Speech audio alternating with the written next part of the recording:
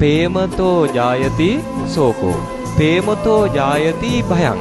ඒක තමයි ඇත්ත. මේ බුදුරජාණන් වහන්සේගේ ධර්මයට අපිට එරෙහිව යන්න බෑ. ලෝකේ ස්වභාවය තමයි ඒක. ප්‍රේමය නිසා ශෝකය බය හටගන්නවා තමයි. එතකොට අනිවාර්යෙන් සිද්ධ වෙන දෙයක් ඉස්සරහා අපේ කටයුත්ත තමයි අපි ඒ වෙනුවෙන් සූදානම් වෙන එක.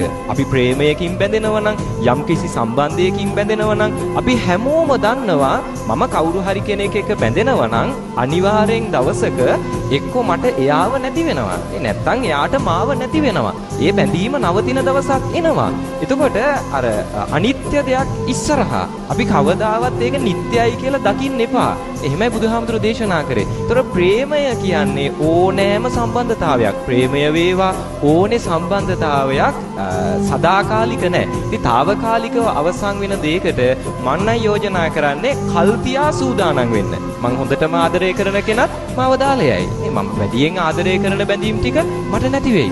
කලින් අපි සූදානම් වුණොත් ඒ දේ සිද්ධ වුණාන් පස්සේ මට සැනසෙන්න පුළුවන්. මං කලින් ඉඳන් ඒ වෙනුවෙන් සූදානම් වුණා. ඉතින් බැඳීම් කියන්නේ අනිත්‍ය දෙයක් කියන දේ අපි අවබෝධ කරගත්තා නම් ගොඩක් ප්‍රශ්න වලට ප්‍රේමය හැමුවේ අපිට උත්තර හම්බ වෙනවා.